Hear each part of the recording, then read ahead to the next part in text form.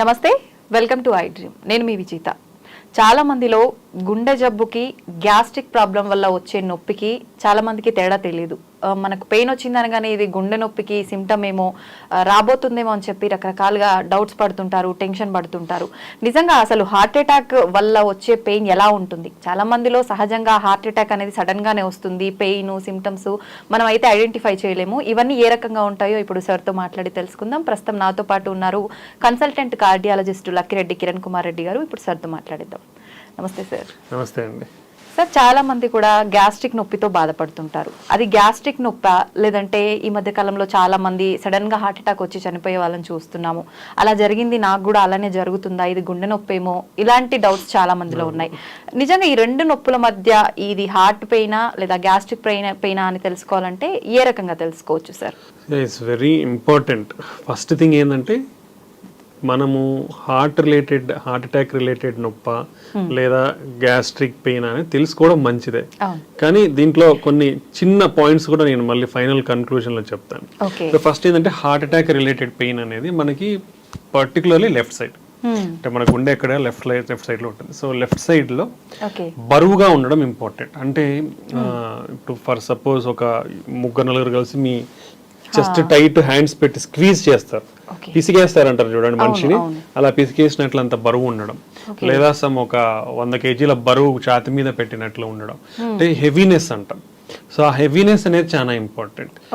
Usual గా ఎవరైనా severe pain ఉన్న వాళ్ళు ఇలా చూపిస్తారు, చాలా బరువు ఉందన్నట్లు గుండె మీద. This is called typical classical sign అంటాం. లెవైన్ సైన్ అని కూడా మనకి స్పెసిఫిక్ నేమ్ కూడా ఇచ్చారు.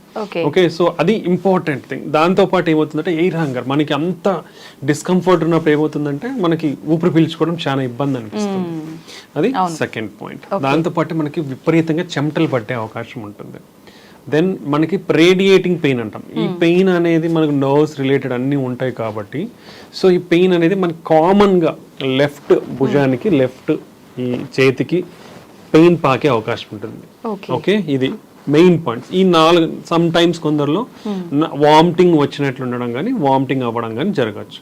సో ఈ కాంపనెంట్స్ అన్ని important heart attack related pain అనేది. ఇలా కాకుండా ఈ పెయిన్ అనేది ఇక్కడ రావచ్చు, రైట్ సైడ్ చేతికి కూడా పెయిన్ రావచ్చు, లేదంటే కడుపులో కూడా నొప్పి రావచ్చు. సమ్ టైమ్స్ ఈ కింద భాగం చెస్ట్ లో కూడా మాత్రమే నొప్పి ఉండొచ్చు.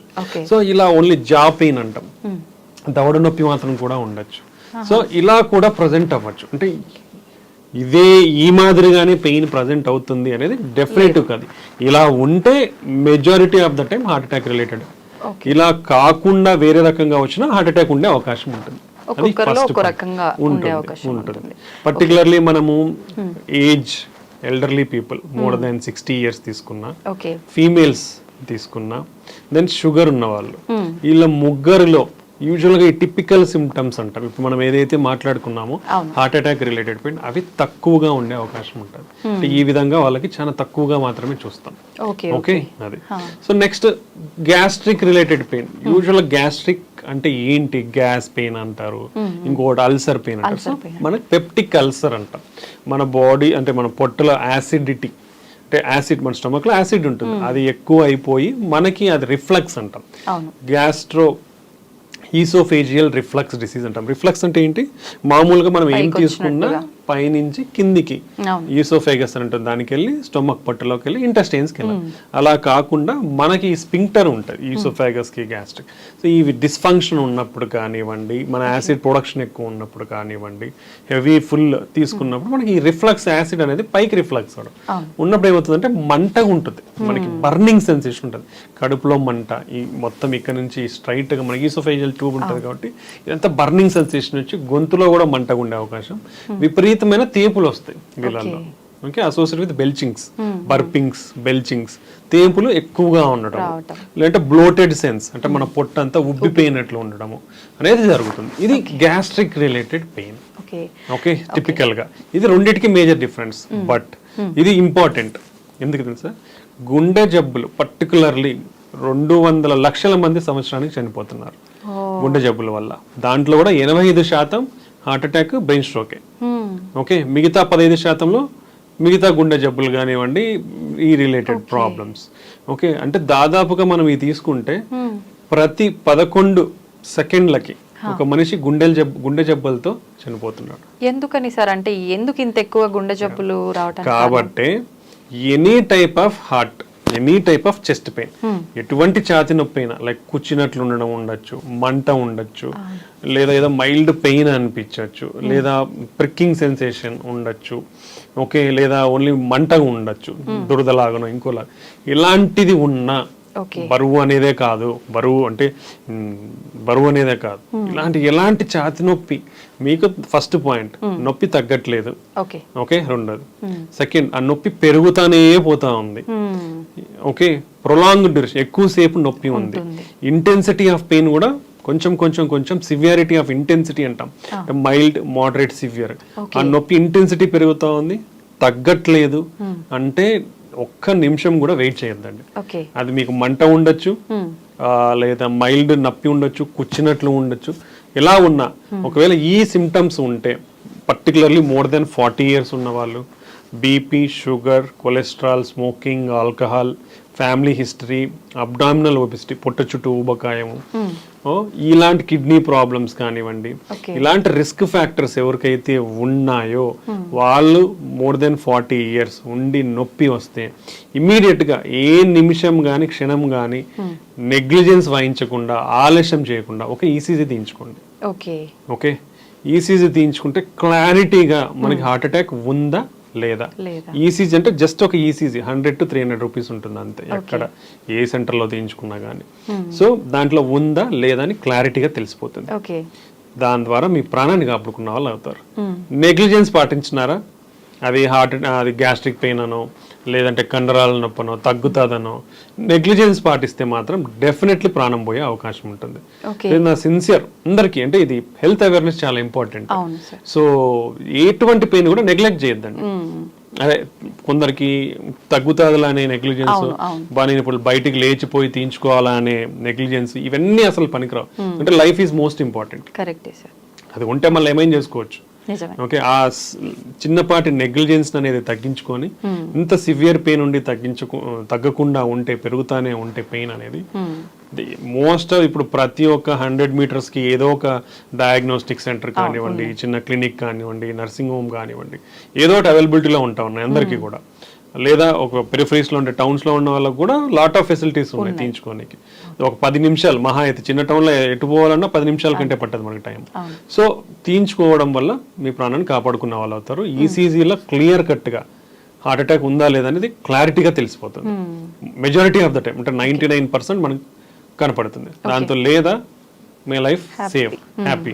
ఒకవేళ ఉందా మీకు ఇమీడియట్ గా ట్రీట్మెంట్ అందుతుంది. ట్రీట్మెంట్ ద్వారా మీ ప్రాణాన్ని మీరు కాపాడుకున్న వాళ్ళు అవుతారు అనమాట. సో నా sincere request for every person, ప్రతి ఒక్క మనిషికి 40 సంవత్సరాలు 30 సంవత్సరాలు దాటితేనే ఇప్పుడు హార్ట్ అటాక్ అనేది పెరిగిపోతా ఉన్నాయి. ఓకే, సో ఈ ఏజ్ గ్రూప్ పైబడిన వాళ్ళు ఇటువంటి సిమ్టమ్స్ ఉంటే, అంటే ఛాతి నొప్పి ఉంటే ఇమీడియట్ గా ఈసీజీ తీయించుకోండి, మీ ప్రాణాన్ని కాపాడుకోండి. కొంతమంది రెగ్యులర్ చెకప్స్ చేయించుకుంటూ ఉంటారు. అలా చేయించుకున్నప్పుడు మనకు హార్ట్ కి సంబంధించిన ఇబ్బంది రాబోతుందని ముందే దాంట్లో తెలిసే డెఫినెట్లీ అండి. ఈ యాన్యువల్, అంటే ఇప్పుడు అందరూ కూడా రికమెండ్ చేసేది యాన్యువల్ హెల్త్ స్క్రీనింగ్ ప్రోగ్రామ్స్. అవి లాట్ ఆఫ్, అంటే మనం మీ అందరూ గమనిస్తే ఎక్కడో ఒక చోట ఏదో ఒక ఆఫర్ అయితే ఉంటుంది. డయాగ్నోస్టిక్ సెంటర్స్ కానివ్వండి, హాస్పిటల్స్ కానివ్వండి, క్లినిక్స్ కానివ్వండి. So it's not like costly affair also. So దీని వల్ల అడ్వాంటేజెస్ ఏంటంటే, మేము కూడా చాలా చూస్తూ ఉంటాం కదా, బీపీలు, షుగర్లు చాలా బయటపడతాయి, లేదా pre diabetes, pre hyper tension stages బయటపడతాయి, కొలెస్ట్రాల్ అబ్నార్మాలిటీస్. మన భారతదేశంలో 80% మందికి ఏదో ఒక కొలెస్ట్రాల్ అబ్నార్మాలిటీ ఉంది. ఇదంతా డేటా, ఊరికి చెప్పేది కాదు, డేటా అనే చెప్తాం. 80% మందికి ఏదో ఒక కొలెస్ట్రాల్ ప్రాబ్లం ఉంది. ఎల్డిఎల్ మరీ ఎక్కువ ఉందనో, ట్రైగ్లిజరైడ్స్ చాలా ఎక్కువ ఉందనో, హెచ్డిఎల్ చాలా తక్కువ ఉందనో, టోటల్ కొలెస్ట్రాల్ చాలా ఎక్కువ, ఏదో ఒక కొలెస్ట్రాల్ ప్రాబ్లం 80% మందికి ఉంది. ఎంత రిస్క్ లో ఉన్నట్టు. అండ్ ఎవ్రీ డయాబెటిక్స్ తీసుకుంటే 5గురిలో 2-3 డయాబెటీస్ ఉంటున్నారు, అట్లీస్ట్ 5గురిలో 2 బీపీ ఉన్న వాళ్ళు ఉంటున్నారు. అండ్ స్మోకింగ్ అయితే, స్మోకింగ్ వల్ల మన దేశంలో కొన్ని లక్షల మంది చనిపోతా ఉన్నారు. ఇలాంటి బ్యాడ్ హ్యాబిట్స్ కూడా ఎక్కువగానే ఉన్నాయి. సో ఇన్ని ప్రాబ్లమ్స్ ఉన్నప్పుడు ఈ యాన్యువల్ హెల్త్ స్క్రీనింగ్ ప్రోగ్రామ్స్ లో డెఫినెట్లీ కామన్ టెస్ట్లు ఏం చేయించుకోవాలి. ఒకటి, మన కొలెస్ట్రాల్ లెవెల్స్ ఏంటి, fasting lipid profile, then sugar, fasting post prandial అంటే తినకముందు తిన్న తర్వాత. దెన్ హెచ్బిఏవన్సీ షుగర్ మన లెవెల్స్ ఎలా ఉన్నాయి లాస్ట్ 3 months అనేది హెచ్బిఏవన్సీ లెవెల్. దెన్ పోయినప్పుడు ఎనీవే బీపీ అనేది చెక్ చేస్తారు. యూజువల్గా కొందరికి హాస్పిటల్కి వెళ్ళినప్పుడు బీపీ కొందరికి ఎక్కువనే కనిపిస్తుంది. వాళ్ళని మళ్ళీ ఎక్కువ ఉన్న వాళ్ళలో ఒక 2 times మినిమం కూర్చోబెట్టి ఒక 15-20 minutes మళ్ళీ చూడాల్సిన అవసరం ఉంది. అంటే కన్ఫర్మ్ చేసుకోండి. ఓకే, బీపీ చూస్తారు, షుగర్ చూస్తారు, దెన్ లిపిడ్ ప్రొఫైల్, ఇవి కంపల్సరీ. నెక్స్ట్ వచ్చేసి కిడ్నీ ఫంక్షన్ టెస్ట్, అవి కూడా కంపల్సరీ. సో ఈ 4 బ్లడ్ టెస్ట్ ప్లస్ హీమోగ్లోబిన్ ఎంత ఉంది, ఈ చిన్న బేసిక్ టెస్ట్లు ఇవి. ఈ బ్లడ్ టెస్ట్లు బేసిక్ టెస్ట్లు చేయించుకొని నెక్స్ట్ ఈసీజీ 2D ఎకో, ఇవి బేసిక్ కార్డియాక్. ఒకవేళ ఎవరన్నా నడవగలిగితే మోకాలు నొప్పులు కానీ ఇలా లేని వాళ్ళు ట్రెడ్మిల్ టెస్ట్. యాన్యువల్గా ఇవి చేయించుకుంటే ఇక్కడ ఎన్ని జబ్బులు బయటపడతాయి. బీపీ ఉందా లేదా తెలుస్తుంది, షుగర్ ఉందా లేదా తెలుస్తుంది, కొలెస్ట్రాల్ ప్రాబ్లం ఉందా లేదా తెలుస్తుంది, కిడ్నీ ప్రాబ్లం ఉందా లేదా తెలుస్తుంది. అసలు ఎటువంటి హార్ట్ ప్రాబ్లం అయినా ఈసీజీ స్కాన్ ట్రెడ్మిల్లో తెలిసిపోతాయి. అంటే majority of the problems basic టెస్ట్లు చేయించుకోవడం వలన బయటపడిపోతాయి. ఈ బయటపడినప్పుడు మనం జాగ్రత్తలు తీసుకుంటే అడ్వాన్స్ స్టేజ్కి పోకుండా మనం ముందు నుంచే జాగ్రత్తలు, లైఫ్ స్టైల్ విధానాల్లో మార్పులు చేసుకోవడం వల్ల కానీ, లేదా మరీ ఎక్కువ లెవెల్స్ లో మనకున్న ప్రాబ్లమ్స్ ఉంటే దాన్ని మందుల ద్వారా కానీ మనం కంట్రోల్ చేసుకునే అవకాశం ఉంటుంది. సో ఈసీజీ 2D ఎకో, ఈ 2 టెస్ట్లతో ఎటువంటి గుండె ప్రాబ్లం అయినా మనం కనిపెట్టచ్చు. మాక్సిమం మెజారిటీ ఈసీజీలో కానివ్వండి 2D ఎకో స్కాన్ లో కానివ్వండి తెలిసిపోతుంది. సార్ చాలా మంది మూవీస్ లో చూస్తుంటాం ఎక్కువగా, రియల్ గా అంటే అంత ఐడియా లేదు కానీ పక్కన పడుకున్న వాళ్ళని కూడా పిలవటానికి వాయిస్ రాకుండా సడన్ గా పెయిన్ ఎక్కువైపోయి చాలా ఇబ్బంది పడ్డట్టుగా మనం చూస్తుంటాం. నిజంగా అలా జరుగుతుందా? వాయిస్ కూడా రాకుండా హార్ట్ పెయిన్ వచ్చినప్పుడు అంత ఇబ్బందిగా అలా ఉంటుందా? అంటే హార్ట్ అటాక్స్ వచ్చినప్పుడు మెజారిటీ ఆఫ్ ద పీపుల్ ఈ డిఫరెంట్ టైప్స్ గా ప్రజెంట్ అవ్వచ్చు. అందరూ తెలుసుకోవాలి. కొందరు సైలెంట్ హార్ట్ అటాక్స్, అంటే వాళ్ళకు వచ్చినట్లు కూడా తెలియదు బట్ అఫెక్ట్ అవుతారు ఒకటి. దెన్ కొందరు సడన్ గా చనిపోతారు, అంటే నిద్రలో హార్ట్ అటాక్స్ వస్తే సడన్ గా చనిపోతారు. ఓకే, దెన్ హార్ట్ అటాక్ వచ్చి మనం హాస్పిటల్కి వెళ్ళే ఇంత advancements in transport, treatment, diagnostic facilities వచ్చినా కూడా even at this advanced world almost nearly to 50% of the heart attack cases హాస్పిటల్కి వెళ్ళక ముందే కూడా చనిపోతున్నారు. ఓకే, బికాస్ ఆఫ్ నెగ్లిజెన్స్ కానివ్వండి, డిలే ఇన్ డయాగ్నోసిస్ కానివ్వండి, ర్యాపిడ్ మనకి అడ్వాన్సెస్ వచ్చేసాయి డయాగ్నోస్ చేయడంలో కానివ్వండి, ట్రాన్స్పోర్టేషన్లో కానివ్వండి. But even now majority of the heart attacks ఇంకా హాస్పిటల్కి రాకముందే ప్రాణాలు కోల్పోతున్నారంటే మనం దాని ఆవశ్యకతను గుర్తుంచుకోవాలి, ఎంత సిగ్నిఫికెంట్ అనేది. Okay, then definitely severe intense pain ఉన్నప్పుడు మనకు అసోసియేటెడ్ గుండె వీక్ అయ్యే ఛాన్స్ ఉంటుంది. ఆ టైంలో ఆయాసం ఎక్కువ ఉండే అవకాశం ఉంటుంది. సో వాళ్ళు they can't move out of the bed. అంటే సివియర్ గా ఆయాసం ఉందా ఏమవుతుంది, మనం కదలలేము. అండ్ మనకు హార్ట్ వీక్ అయినప్పుడు ఏమవుతుంది అంటే పంపింగ్ అనేది తగ్గుతుంది. సో పంపింగ్ తగ్గినప్పుడు మనకి వీక్నెస్ కూడా, జనరలైజ్డ్ వీక్నెస్ వచ్చే అవకాశం ఉంటుంది. దెన్ బ్రెయిన్ కు కూడా బ్లడ్ సప్లై తగ్గినప్పుడు గిడ్డినెస్ వచ్చే అవకాశం ఉంటుంది. సో ఇలా జరిగే అవకాశం ఉంటుంది. లేదా మనకు సడన్ ఈ గుండె యొక్క రక్తనాళం సడన్ గా బ్లాక్ అయినప్పుడు రక్తం గడ్డి మనకు వెంట్రికులర్ టెకీకార్డియాస్ అంటాం. అంటే హార్ట్ రేట్ చాలా ఎక్కువ కొట్టుకుంటుంది. అలా కొట్టుకున్నప్పుడు పంపింగ్ ఇన్ఎఫెక్టివ్ ఉంటుంది. సో పేషెంట్ దాంతోనే ఈ వీక్నెస్ కానివ్వండి, గిడ్డీనెస్ కానివ్వండి, లేవలేకపోవడం కానివ్వండి జరిగే అవకాశం ఉంటుంది. సో ఈ వెంట్రికులర్ టెకీకార్డియాతోనే ఇఫ్ అది ఇమీడియట్ గా ట్రీట్ చేయాలి. ఇమీడియట్ ట్రీట్మెంట్ ఏంటి, షాక్ ఇవ్వాల్సి ఉంటుంది. దానికి అది రికగ్నైజ్ చేయడానికి ఎంతమందికి సాధ్యం అవుతుంది తెలియదు. ఓకే, సో అలాంటి వాళ్ళు ఒక నిమిషం అట్లా డిలే అయిందంటే వాళ్ళు ప్రాణాలు వెళ్ళిపోతాయి, సడన్ గా చనిపోతారు. సో ముందు జాగ్రత్త అనేది చాలా ఇంపార్టెంట్. సో ఇలాంటి అడ్వర్స్ ఈవెంట్స్ ని ప్రివెంట్ చేయాలంటే మనం రెగ్యులర్ హెల్త్ స్క్రీనింగ్ ప్రోగ్రామ్స్ అనేది కంపల్సరీ చేయించుకోవాలి. I recommend from 30 years of age, because based on the data 30 years నుంచి మనకి పెరిగిపోతున్నాయి కాబట్టి జాగ్రత్తగా 30 years నుంచే మనం స్క్రీనింగ్ చేసుకుంటే మంచిది. Next family history of heart attack or heart problems ఉన్న వాళ్ళు కంపల్సరీగా, అంటే ఇప్పుడు కొలెస్ట్రాల్ ఒకవేళ ఫ్యామిలీ హిస్టరీలో ఉందనుకోండి, వాళ్ళు from the age of 21 years నుంచే కొలెస్ట్రాల్ స్క్రీనింగ్ అనేది జరగాలి. Very high levels of cholesterol ఫ్యామిలీలో ఉంటే వాళ్ళు 10 years ఆఫ్ ఏజ్ లోనే కొలెస్ట్రాల్ అనేది వాళ్ళ పిల్లలకి చెక్ చేయించాలి. అది డెఫినెట్. అంటే ఇప్పుడు ఫ్యామిలీ హిస్టరీలో ఉన్నప్పుడు రాకుండా ప్రివెంట్ చేసే ఛాన్సెస్, అలా ట్రీట్మెంట్ ఏమైనా ఉంటుందా sir? Family history of heart attack అంటే యూజువల్ గా మనము మగవాళ్ళలో 65 సంవత్సరాల లోపు హార్ట్ అటాక్తో ఇబ్బంది పడినోళ్ళు, ఆడవాళ్ళలో 55 సంవత్సరాల్లో ఇబ్బంది పడినోళ్ళు ఉంటే అది సిగ్నిఫికెంట్ ఫ్యామిలీ హిస్టరీ అని కన్సిడర్ చేస్తాం. సో వాళ్ళలో రాకుండా ఉండాలంటే మనం డెఫినెట్లీ ఈ అన్ని టెస్టులు అనేది ఎంత ఎర్లీగా పాసిబుల్ అయితే అంత ఎర్లీగా స్క్రీనింగ్ అనేది స్టార్ట్ చేసుకుని వచ్చింది. సో ఇలాంటి వాళ్ళలో 21 సంవత్సరాలకు మనం టెస్ట్ చేయించుకున్నప్పుడు ఒకవేళ నార్మల్ ఉంటే 5 సంవత్సరాలకు ఒకసారి చెక్ చేయించుకోవచ్చు. బట్ అట్లీస్ట్ మనకు తెలుస్తుంది మనకి ఏదైనా ప్రాబ్లం ఉందా లేదా అనేది. కొన్ని కంజైనైటల్ కొలెస్ట్రాల్ అబ్నార్మాలిటీస్ ఉంటాయి, జెనెటిక్ అబ్నార్మాలిటీస్ ఉంటాయి. సో వాళ్ళలో కొన్ని ఈ కొలెస్ట్రాల్ ప్రొడక్షన్ దాంట్లో స్టెప్స్ ఉంటాయి, చాలా బయోకెమికల్ స్టెప్స్ ఉంటాయి. అలా ఎంజైమ్ డెఫిషియన్సీస్ కానివ్వండి, ఇలా ఉన్న వాళ్ళలో కొలెస్ట్రాల్ చాలా అబ్నార్మల్గా ఉండే అవకాశం ఉంటుంది. అలాంటి వాళ్ళలో ఒక్కొక్కరికి ఈ చిన్న బంప్స్ లాగా ఉంటాయి. మన టెండాన్ గ్జాంథోమస్ అంటాం, ఐలిడ్స్ దగ్గర గ్జాంథోమస్ అంటాం. అంటే కొంచెం వైట్ కలర్గా ఉండే సమ్ చిన్న బుడపలాగా వచ్చే అవకాశం ఉంటాయి అనమాట.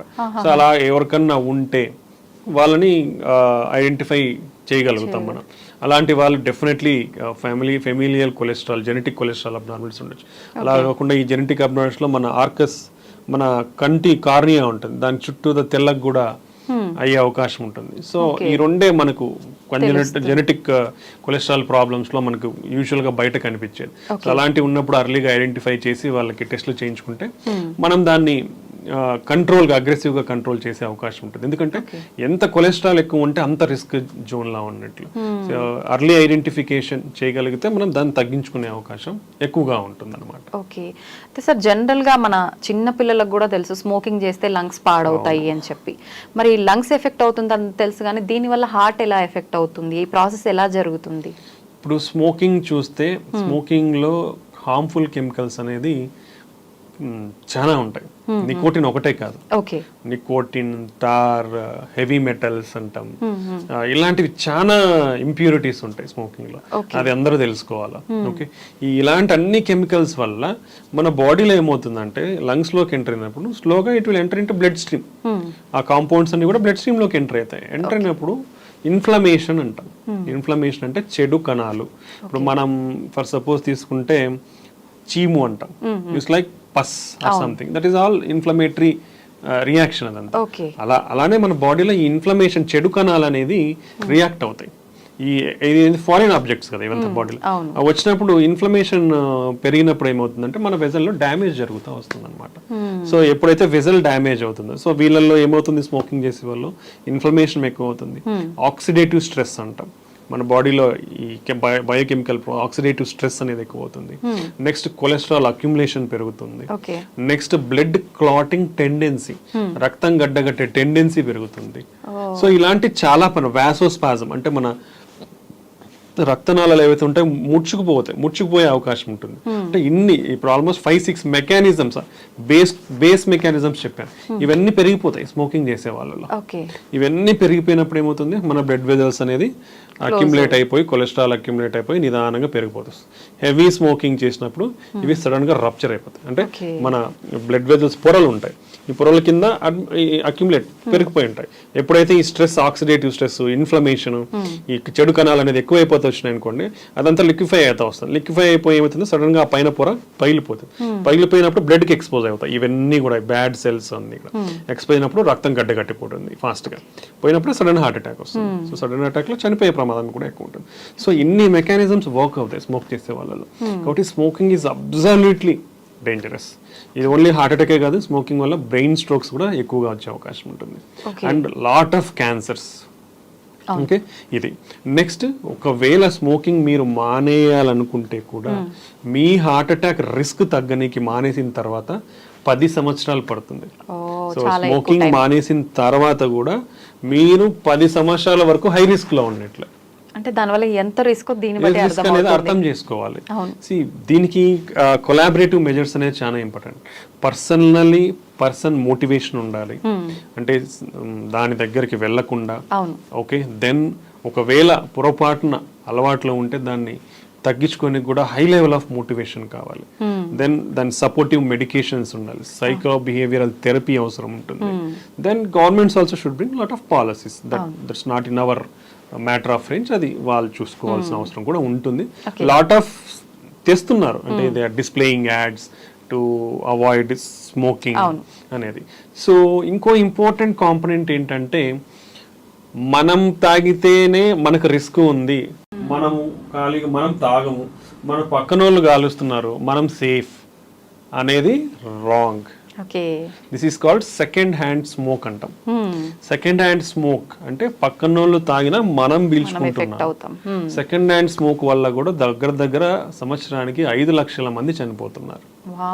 ఓకే, సో మీరు ఉన్నప్పుడు మీ చుట్టుపక్కల ఎవరన్నా స్మోక్ చేస్తూ ఉంటే కూడా డోంట్ ఎంకరేజ్, బికాస్ మీ ఆరోగ్యం రిస్క్ లో ఉంటుంది. ఓకే, దట్ ఈస్ సేమ్ ఈ సెకండ్ హ్యాండ్ స్మోక్ వల్ల కూడా. ఇప్పుడు ఫర్ సపోజ్ ఫ్యామిలీలో పేరెంట్స్ సిగరెట్ కాలుస్తున్నారు, పిల్లలు ఉంటారు, మీ పిల్లల గ్రోత్ కూడా అఫెక్ట్ అవుతుంది. గుర్తుపెట్టుకోండి, బోన్ గ్రోత్ కానివ్వండి, రెగ్యులర్ ఈ గ్రోత్ కానివ్వండి, వాళ్ళలో ఈ సేమ్ థింగ్ రిలేటివ్ అన్నీ కూడా అఫెక్ట్ అయ్యే ఛాన్స్ ఉంటుంది.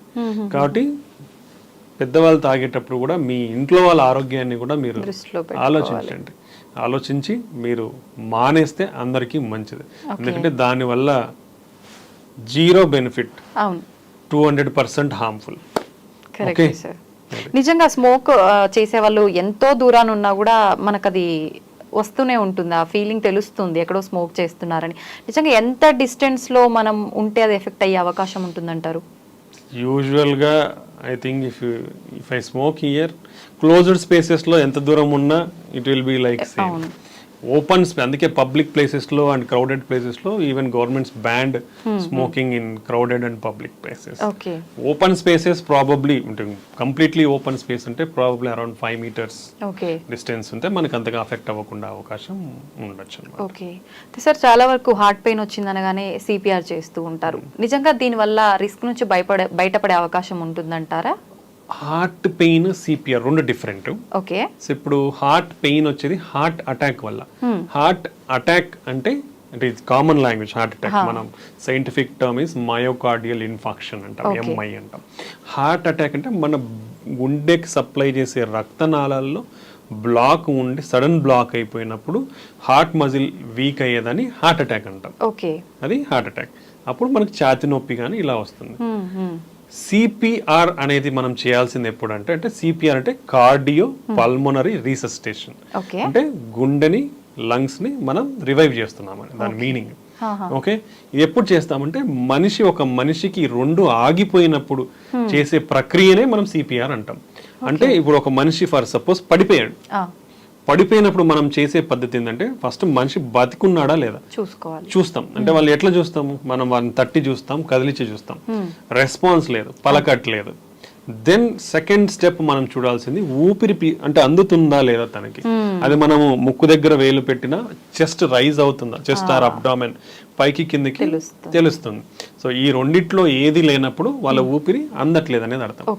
నెక్స్ట్ మనం గుండె కొట్టుకుంటుందా లేదా అనేది ఎలా తెలుసుకుంటామంటే మనం neck this trachea wind pipe పక్కన మజిల్ ఉందా, మజిల్ మనం స్ట్రైట్ చేస్తే ఇక్కడ మజిల్ తెలుస్తుంది. ఈ రెండింటి మధ్య గుంత ఉందా, ఈ గుంతలో మనం ఫింగర్స్ పెట్టి చూస్తే మన పల్స్ మనకు తెలుస్తుంది. ఓకే, అంటే హార్ట్ బీట్ లాగా.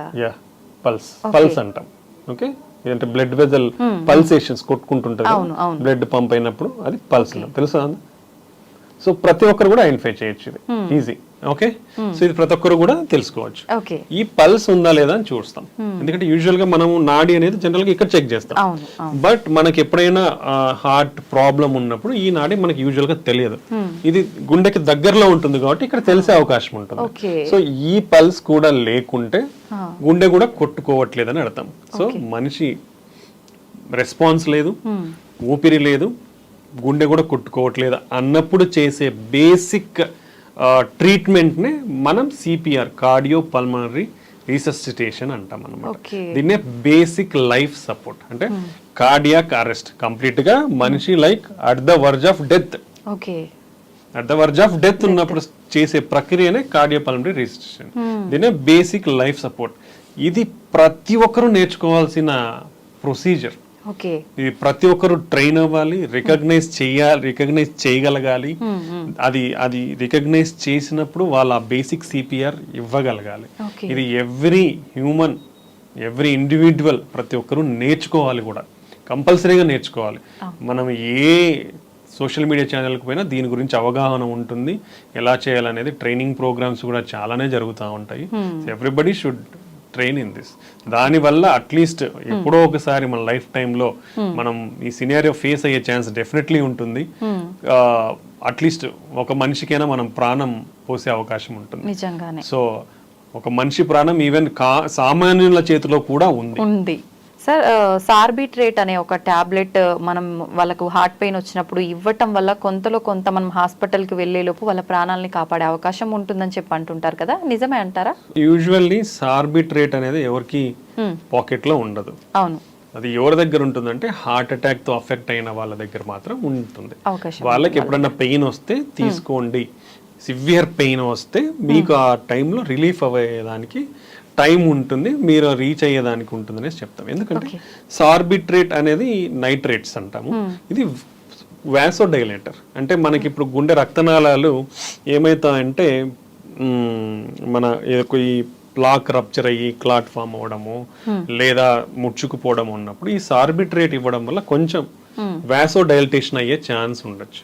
ఆ వాసోడైలటేషన్ వల్ల మనకి కొంచెం బ్లడ్ ఫ్లో సరఫరా అయ్యే ఛాన్స్, అట్లీస్ట్ ఏదైతే బ్లాక్ అయింది కాకుండా మిగతా బ్లడ్ గుండె రక్తనాళకైనా ఏదైతే ఓపెన్ ఉంటుందో దానిలోకైనా కొంచెం రక్తం సరఫరా ఎక్కువ అయ్యి ఆ ఎఫెక్ట్ ని మనకి తగ్గించే అవకాశం ఉంటుంది అన్నమాట. ఓకే, సో అలా మనకి ఇది తోడ్పడుతుంది. సో మన పెయిన్ ని తగ్గించే అవకాశం ఉంటుంది. అంటే యూజువల్ గా మనం కొల్లెటరల్స్ అంటాం, ఒకవేళ ఇది మూసుకుపోయినా ఆపోజిట్ వెజల్ నుంచి ఓపెన్ అయ్యే అవకాశం ఉంటుంది అనమాట. Small vessels. అప్పుడు ఈ బ్లడ్ వెజల్ ద్వారా ఏదైతే రక్తం సరఫరా తగ్గిందో ఇక్కడ నుంచి కొంచెం సరఫరా అవడం వల్ల ఈ పెయిన్ ఇంటెన్సిటీ అనేది తగ్గే అవకాశం ఉంటుంది. సో అలా ఆల్రెడీ హార్ట్ అటాక్ తో బాధపడిన వాళ్ళు కానివ్వండి, లేదంటే స్టంట్స్ వేయించుకున్న వాళ్ళు లేదా బైపాస్ వేయించుకున్న వాళ్ళకి ఎమర్జెన్సీగా పెయిన్ అనేది ఎక్కువ వస్తే ఈ బీపీ టాబ్లెట్ నాలుగు కింద పెట్టుకుంటే అబ్జర్వ్ అయిపోయి ఆ ఎఫెక్ట్ చూపించి మనకి తగ్గే అవకాశం ఉండొచ్చు. బట్ ఈ టాబ్లెట్ అనేది స్పెసిఫిక్గా ఎవరికైతే లో బీపీ ఉంటుందో వాళ్ళలో వాడకూడదు. Then other class of drugs ఉన్నాయి, ఆ క్లాస్ ఆఫ్ డ్రగ్స్ వాడే వాళ్ళలో కూడా అది వాడకూడదు అనమాట. ఒక చిన్న 2-3 కాంట్రా ఇండికేషన్స్ ఉన్నాయి. సో అవి చూసే డాక్టర్స్ అనేది ప్రిస్క్రైబ్ చేస్తారు ఎవరిలో వాడాలా అనేది. అంతేగాని ప్రతి ఒక్కరూ వేసుకుంటే తగ్గుతుందా అని మనం చెప్పలేము. ఎందుకంటే ఫస్ట్ ఏ రకమైన హార్ట్ పెయిన్ అనేది కనుక్కోవడం ఇంపార్టెంట్ రాదర్ దాన్ టాబ్లెట్ కంటే. ఇప్పుడు ఆ టాబ్లెట్ వేసుకొని తగ్గట్లేదు అనుకోండి, లేట్ అవుతుంది, డిలే అవుతుంది నీ డయాగ్నోసిస్. ఎప్పుడైతే డయాగ్నోసిస్ అనేది డిలే అవుతుందో అప్పుడు మోర్ అఫెక్ట్ అయ్యే ఛాన్స్ ఉంటుంది. సో ఎనీథింగ్ చెస్ట్ పెయిన్ తో ప్రజెంట్ అయ్యే వాళ్ళు ఒకవేళ మీరు వేసుకున్న లైక్ కొందరు ఎకోస్ప్రిన్ వేసుకోమని చెప్తారు, సో అలా వేసుకున్నా మీరు ఇమీడియట్ గా పోయి ఈసీజీ తీయించుకోవడం ఇంపార్టెంట్ అనమాట. సో చాలా మందిలో ఎక్కువగా ఏదైనా విన్నా వెంటనే రియాక్ట్ అయిపోతుంటారు.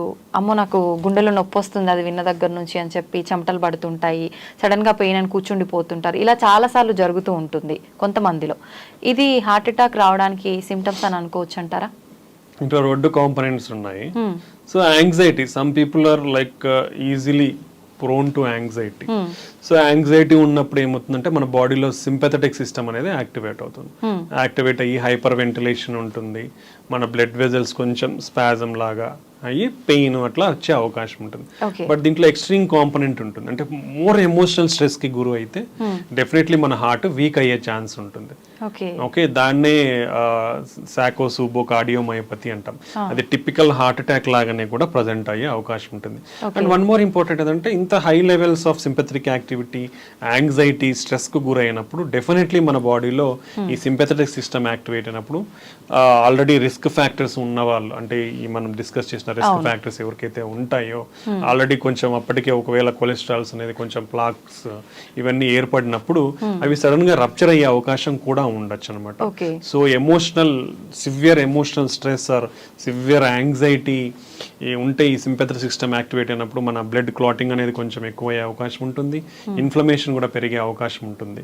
సో అలాంటి సినారియోస్ లో కూడా ఇది ప్రెసిపిటేట్ అయ్యే ఛాన్స్, అంటే ఆల్రెడీ కొంచెం అండర్లయింగ్ ప్రాబ్లమ్స్ ఉన్న వాళ్ళకి ప్రెసిపిటేట్ అయ్యి వచ్చే ఛాన్స్ ఉండొచ్చు. లేదా ప్యూర్ ఎమోషనల్ గా కూడా మనకి ఈ కార్డియోమయోపతి అంటే హార్ట్ వీక్ అయ్యే ఛాన్స్ కూడా ఉంటుంది. వీళ్ళల్లో యాంజియోగ్రామ్ చేస్తే నార్మల్ ఉంటుంది, దాన్ని స్ట్రెస్ కార్డియోమయోపతి అంటాము. అది నిదానంగా కొంచెం వాళ్ళ ఎమోషనల్ స్ట్రెస్ తగ్గిపోయి దెన్ మనం మెడికల్ థెరపీతో ట్రీట్ చేస్తే రికవర్ అయ్యే అవకాశం ఉంటుంది. బట్ డెఫినెట్లీ రిస్క్ ఫ్యాక్టర్స్ ఉన్న వాళ్ళలో హార్ట్ అటాక్స్ అందుకు వచ్చే అవకాశం అయితే ఉంటుంది.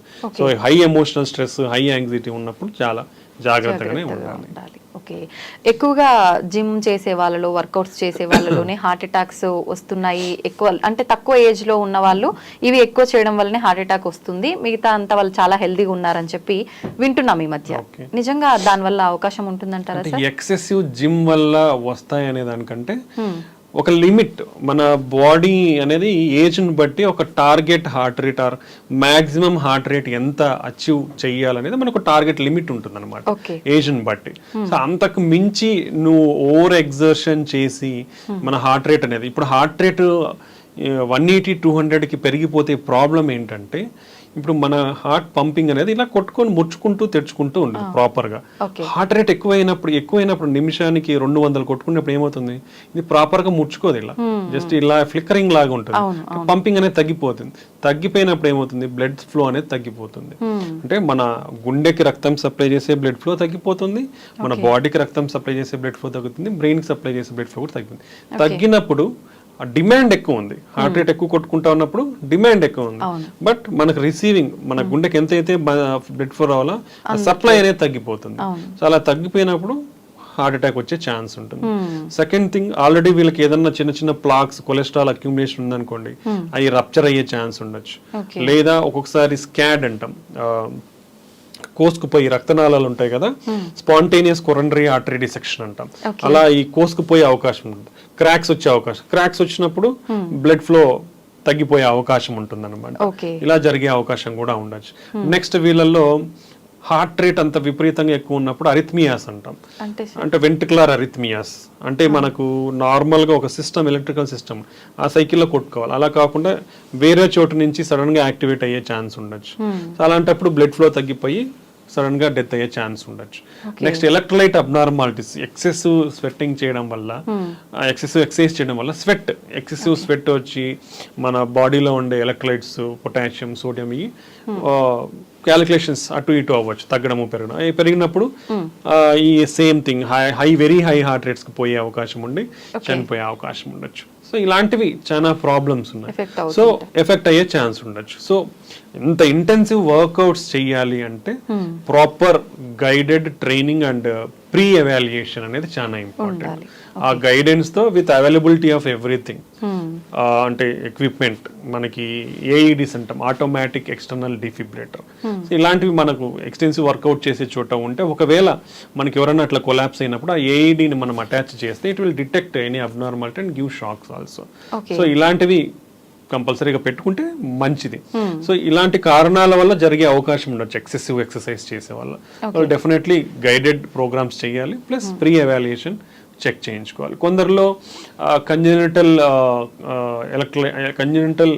అబ్నార్మాలిటీస్ ఉంటాయి అన్నమాట, long QT syndrome, short QT syndrome, ఈ ఎలక్ట్రికల్ కండక్షన్ లో, అలాంటి వాళ్ళల్లో అన్రికగ్నైజ్డ్ ఉన్నప్పుడు ఇలా సడన్ గా జరిగే అవకాశం ఉండొచ్చు. So different reasons, heavy exercise చేసే వాళ్ళల్లో హార్ట్ అటాక్స్ రావడం అనేది, సో అది కేర్ఫుల్ గైడెడ్ ట్రీట్మెంట్స్ తీసుకుంటే మంచిది.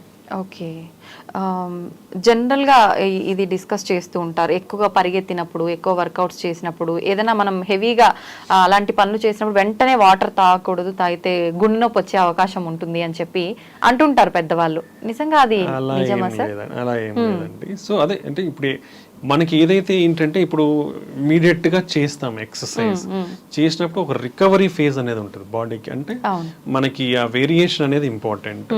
సో ఎక్సర్సైజ్ చేసినప్పుడు we need to take some rest. మీరు ఆపినప్పుడు స్లోగా మన ఎక్సర్సైజ్ చేసినప్పుడు మన బీపీ కానివ్వండి, హార్ట్ రేట్ కానీ పెరిగిపోతాయి. పెరిగిపోయినది మనం ఎక్సర్సైజ్ స్టాప్ చేసినాక the has to come to normal. If you give some 5 minutes of time, usually they will come to normal.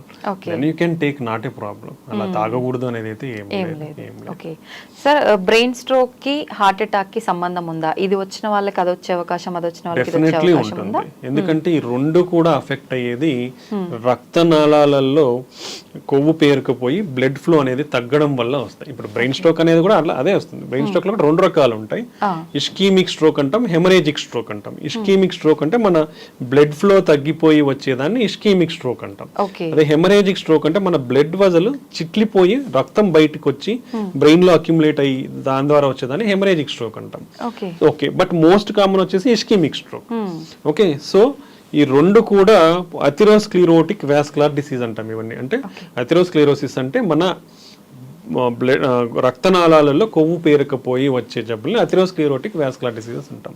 So heart attack వచ్చిన వాళ్ళకి బ్రెయిన్ స్ట్రోక్ రిస్క్ ఉంటుంది, బ్రెయిన్ స్ట్రోక్ వచ్చిన వాళ్ళకి హార్ట్ అటాక్ రిస్క్ ఉంటుంది. So కాబట్టి ఏది వచ్చినా వీళ్ళకి డెఫినెట్ గా ఒక కొలెస్ట్రాల్ లోయరింగ్ ఏజెంట్, ఒక బ్లడ్ థిన్ అనేది లైఫ్ లాంగ్ వాడాల్సిన అవసరం ఉంది. ఒకసారి బ్రెయిన్ స్ట్రోక్ వచ్చిన వాళ్ళకి మళ్ళీ బ్రెయిన్ స్ట్రోక్ వచ్చే అవకాశం కూడా చాలా ఎక్కువ ఉంటుంది.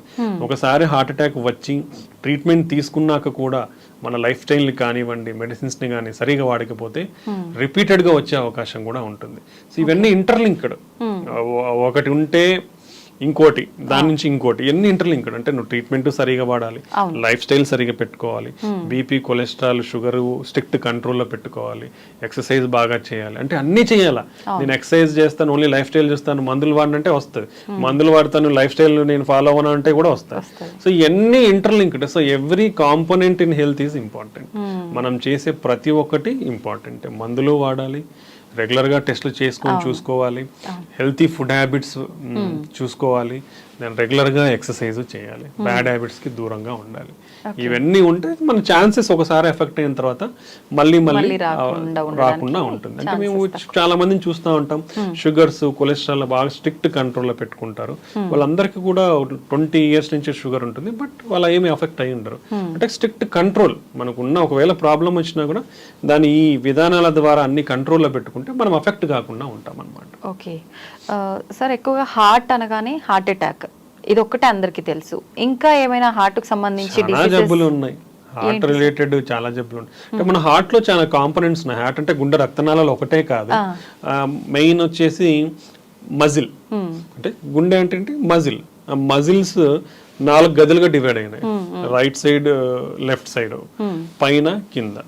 పైన ఉన్న దాన్ని ఏట్రియం అంటాం, కింద ఉన్న దాన్ని వెంట్రికల్ అంటాం. ఈ 2 గదుల మధ్యలో డోర్స్ లాగా వాల్స్ ఉంటాయి. దెన్ కింద గదుల నుంచి మన బాడీకి సప్లై అవ్వాలి బ్లడ్ అనేది. లెఫ్ట్ సైడ్ కింద గది నుంచి అయోటా అనే మేజర్ వెజల్ వచ్చి మన బాడీకి బ్లడ్ సప్లై చేస్తారు. ఆ రెండింటి మధ్యన కూడా ఒక వాల్వ్ ఉంటుంది. నెక్స్ట్ రైట్ సైడ్ కింద గది నుంచి మన ఊపిరితిత్తులకు లంగ్స్ సప్లై ఉంటుంది. సో అక్కడి నుంచి ఆ పైప్ కి వాల్వ్ ఉంటుంది. సో టోటల్ గా 4 వాల్వ్స్ ఉంటాయి, 4 గదులు ఉంటాయి. ఇది సో ఈ వాల్వ్ ప్రాబ్లమ్స్ ఏంటంటే, ఈ వాల్వ్ సరిగా మూసుకుపోయినా ప్రాబ్లమే, ఎక్కువగా మూసుకుపోయినా, అంటే సరిగా మూసుకుపోయినప్పుడు ఏమవుతుందంటే లీక్ అవుతుంది బ్లడ్ అనేది, ముందరికి పోయి వెనక్కి వస్తుంది. అలానే సరిగా ఓపెన్ కాకుండా మూసుకొని పోయి ఉంటే ఫార్వర్డ్ ముందరికి బ్లడ్ అనేది సరిగా పోదు. సో ఈ 4 వాల్వ్స్ లో వచ్చే అవకాశం ఉండొచ్చు. కొన్ని కంజెనిటల్ గా పుట్టుకతో ఉన్న కూడా వస్తాయి, కొన్ని ఏజ్ రిలేటెడ్ వస్తాయి, కొన్ని ఇన్ఫెక్షన్స్ ద్వారా వస్తాయి. సో పలు కారణాలు ఉంటాయి ఇవి రానికి. దెన్ మజిల్ అనేది కూడా ఏంటంటే రీజనల్ థిక్గా ఉండాలి. అది మనము కొందరిలో ఫెయిల్యూర్ అవుతుంది. ఫెయిల్యూర్ అయినప్పుడు ఏమవుతుందంటే సన్నబడిపోతుంది. సన్నబడిపోయినప్పుడు వచ్చేదాన్ని డైలేటెడ్ కార్డియోమైపతి అంటాము. లేదా కొందరిలో జెనెటిక్ అబ్నార్మాలిటీ ఉండి, లేదా బీపీ ఉన్న వాళ్ళు, కిడ్నీ ప్రాబ్లమ్స్ ఉన్న వాళ్ళలో మందం ఎక్కువగా ఉండే అవకాశం. మందంగా ఎక్కువ ఉన్నప్పుడు ఏమవుతుందంటే రిలాక్సేషన్, అంటే మన గుండె ఎలా అయితే ముడుచుకుంటుందో అలా ప్యూర్ గా మళ్ళీ రిలాక్స్ అవ్వాలి, తెరుచుకోవాలి. అలా మజిల్ తిక్కుగా ఉన్నప్పుడు ఏమవుతుందంటే బాగా ముడుచుకుంటుంది కానీ సరిగా రిలాక్స్ కాదు. రిలాక్స్ అయినప్పుడు మనం రిసీవింగ్ బ్లడ్ అనేది తగ్గిపోతుంది. తగ్గిపోయినప్పుడు ఫార్వర్డ్ పంపింగ్ కూడా తగ్గిపోతుంది. సో దీన్నే హైపర్ట్రోఫిక్ కార్డియోమైపతి అంటాం. లేదా రెస్ట్రిక్ట్, అంటే ఒక్కొక్కసారి మన కండరంలో some deposits, extra fibrous deposits, amyloidosis, ఇట్లా ఎక్కువ డిపాజిట్స్ అయ్యే ఏదన్నా అబ్నార్మల్ మెటీరియల్ అనేది డిపాజిట్ అయినప్పుడు దాన్ని రెస్ట్రిక్టివ్ కార్డియోమైపతి, అప్పుడు కూడా అది రిలాక్స్ సరిగా కాదు కాబట్టి దాన్ని రెస్ట్రిక్టివ్ కార్డియోమైపతి అంటాం. సో ఇలా డిఫరెంట్ మజిల్ డిసార్డర్స్ అనేది కూడా ఉన్నాయి. దెన్ మన గుండెలో ఎలక్ట్రికల్ కండక్షన్ సిస్టమ్ ఉంటుంది. మన రైట్ సైడ్ ఏట్రియం దగ్గర మెయిన్ స్విచ్ ఉంటుంది, దాన్ని ఎస్ఏ నోడ్ అంటాం. దెన్ ఈ 4 గదుల జంక్షన్ ఉంటుంది, అక్కడ ఏవి నోడ్ అంటాం, అంటే మోడరేటర్. అంటే పైన ఎలక్ట్రికల్ యాక్టివిటీ ఇక్కడికి వస్తుంది, అప్పుడు ఈ 2 పైన కొట్టుకుంటాయి. ఇక్కడ సమ్ మైల్డ్ డిలే ఉంటుంది, ఈ డిలే అయ్యి మళ్ళీ కిందికి వెళ్ళిపోతుంది. అంటే ఇవి పుష్ చేసినప్పుడు ఇవి ఓపెన్ అవుతాయి ఇక్కడ కింద బ్లడ్ రిసీవ్ అవుతుంది. మళ్ళీ ఇది పంప్ చేసినప్పుడు ఈ పైట్ రిలాక్స్ అయితే మన బాడీకి బ్లడ్ సప్లై అవుతుంది. కొంచెం డిలే ఉంటుంది అనమాట. ఆ నుంచి మళ్ళీ కింద గదులకు ఎలక్ట్రికల్ ఇంపల్సెస్ కరెంట్ అనేది ఫ్లో అయ్యి ముడుచుకుంటాయి అనమాట. సో ఈ ఎలక్ట్రికల్ కండక్షన్ సిస్టమ్ లో ప్రాబ్లమ్స్ ఉంటే మన హార్ట్ రేట్ పెరగచ్చు, తగ్గచ్చు. సో దీంట్లో కూడా రకరకాల టెకికార్డియాస్ అంటాం అన్నమాట. సో ఇలాంటి దానిలో కూడా చాలా జబ్బులు ఉన్నాయి. నెక్స్ట్ మన గుండె చుట్టూరు ఒక పొర ఉంటుంది. ఆ పొర అంటే గుండె పైన ఒక పొర ఉంటుంది, దాని మధ్యలో చిన్న స్పేస్ మైల్డ్ ఫ్లూయిడ్ ఉంటుంది, పెరికార్డియల్ ఫ్లూయిడ్, లూబ్రికేషన్, మన గుండె మూవ్ అవుతుంటుంది కాబట్టి. ఓకే, ఆ స్పేస్ లో ఫ్లూయిడ్ అనేది ఎక్కువ అక్యుములేట్ అయితే పెరికార్డియల్ ఎఫ్యూషన్, అది సడన్ గా అక్యుములేట్ అవడం వల్ల ట్యాంపనేట్ అంటాం, కార్డియాక్ ట్యాంపనేట్, ఇలా సడన్ గా బీపీ పడిపోయే అవకాశాలు ఉంటాయి. లేదా ఈ ఏదైతే పొర కాల్షియం అంతా పేరుకుపోయి మందంగా అంటే స్టిఫ్ గా తయారవుతుంది. స్టిఫ్ గా తయారైనప్పుడు ఏమవుతుంది, మామూలుగా మన గుండె కొంచెం ఫ్లెక్సిబుల్ కదా, సో ఆ ఫ్లెక్సిబిలిటీ తగ్గిపోతుంది. తగ్గిపోయినప్పుడు సేమ్ మన బ్లడ్ రిసీవింగ్ తగ్గిపోయి పంపింగ్ కూడా తగ్గిపోతుంది. సో ఇలా మన గుండెలో చాలా రకాల. Next congenital heart problems, heart holes ఉంటాయి, కొన్ని కరెక్ట్ పొజిషన్ లో ఉండవు, పుట్టుకతో ఇటుపక్క ఉండాల్సింది ఇటుపక్క, ఇక్కడ కనెక్షన్ ఉండాల్సింది ఇటు కనెక్షన్. సో ఇవన్నీ చాలా ఉంటాయి, కాంప్లెక్స్ కంజెనిటల్ హార్ట్ డిసీజెస్ అంటాం. నెక్స్ట్ మన పల్మరీ ఆర్టరీస్ ఏవైతే రైట్ సైడ్ కింద గది నుంచి ఊపిరితిత్తులకు బ్లడ్ వెజల్స్ సప్లై చేస్తున్నాయో దాంతో బ్లడ్ క్లాట్స్ పెరిగిపోవడం కానీ, దాంట్లో ప్రెషర్స్ పెరిగిపోవడం కానీ ఇలా వచ్చే అవకాశం ఉంటుంది. సో ఆ ప్రాబ్లమ్స్ పల్మరీ హైపర్ టెన్షన్ అంటాం. సో అవి ఒక సబ్సెట్ ఆఫ్ డిసీజెస్. నెక్స్ట్ మన కింద గది నుంచి లెఫ్ట్ సైడ్ గది నుంచి మన బాడీకి సప్లై చేసే మేజర్ బ్లడ్ వెజల్ పైప్, ఆ పైప్ లో కూడా డైలేట్ అయ్యే ఛాన్స్, అన్యూరిజమ్స్ అంటాం, లేదా కోసుకుపోయే ఛాన్స్ ఉంటుంది, అయోటిక్ డిసెక్షన్స్ అంటాం. సో ఇలా మల్టిపుల్ ప్రాబ్లమ్స్ అనేది ఉండే అవకాశం ఉంది. సో దీన్ని అందరికీ కార్డియాక్ అని కాదు, కార్డియోవాస్కులర్ డిసీజెస్ అంటాం మనం ఉండే జబ్బులని. సో మన లెగ్స్ లో కానివ్వండి, హ్యాండ్స్ లో రక్తనాళాలు ఉంటాయి, అవి కూడా బ్లాక్ అయ్యే ఛాన్స్ ఉంటాయి అన్నమాట. సో ఇలాంటి హ్యూజ్ గుండె జబ్బులు అనేది చాలా రకాలు ఉన్నాయి. బట్ అన్నిట్లో కూడా 85% వచ్చేసి హార్ట్ అటాక్స్, బ్రెయిన్ స్ట్రోక్స్, దాని వల్లనే ఎక్కువ చనిపోతున్నారు. నెక్స్ట్ హార్ట్ ఫెయిల్యూర్, హార్ట్ గుండె వీక్ అవడం అనమాట. సో ఇవి కామన్ కాబట్టి దాని మీద కాన్సన్ట్రేట్ చేసి పీపుల్ అనేది ఎడ్యుకేట్ అవ్వాలి. ఎడ్యుకేట్ అవి దాన్ని ఎలా నివారించాలనేది మనం తెలుసుకోవాలన్నమాట. అయితే ఇప్పుడు ఎటువంటి సందర్భాల్లో సర్జరీ అవసరం పడుతుంది, ఎటువంటి సందర్భాల్లో ట్రీట్మెంట్తో సరిపోతుంది అంటారు సార్? అంటే ఒక్కొక్క డిసీజ్కి ఒక్కొక్క ట్రీట్మెంట్ ఉంటుంది. సో బట్ మనకి ప్రతి జబ్బుకి కూడా కొన్ని గైడ్ లైన్స్ అనేది ఉంటాయి. అంటే ఈ విధంగా ఉంటే ఈ విధంగా చేయాలి అంటే మనకి గైడ్ లైన్స్ అనేది ఒక్కొక్క జబ్బుకు ఉంటాయి. బట్ మనం ప్రాక్టికల్ గా చూస్తే ఒక మనిషిలో ఒక జబ్బే ఉండదు, 2-3 ఉంటాయి. సో నువ్వు ఆ 2-3ని డీల్ చేసేటప్పుడు ఇట్స్ కాల్డ్ ఇండివిడ్యువలైజ్డ్ పర్సనలైజ్డ్ ట్రీట్మెంట్. అంటే ఈ గైడ్ లైన్స్ ని ఫ్రేమ్ గా పెట్టుకొని బేసిక్ ఫ్రేమ్ గా ఏది కరెక్ట్ ట్రీట్మెంట్ అనేది మనం డిసైడ్ చేస్తాం అనమాట. అది important. That is called patient centric approach అంటాం. అంటే పేషెంట్ కి ఏం ప్రాబ్లం ఉంది, ఎటువంటి ప్రాబ్లమ్స్ ఉన్నాయి అవి చూసుకొని, అంటే గుండెది ఒకటే కాదు, వాళ్ళ కిడ్నీ ప్రాబ్లమ్స్ ఉంటాయి, లంగ్ ప్రాబ్లమ్స్ ఉంటాయి, లివర్ ప్రాబ్లమ్స్ ఉంటాయి.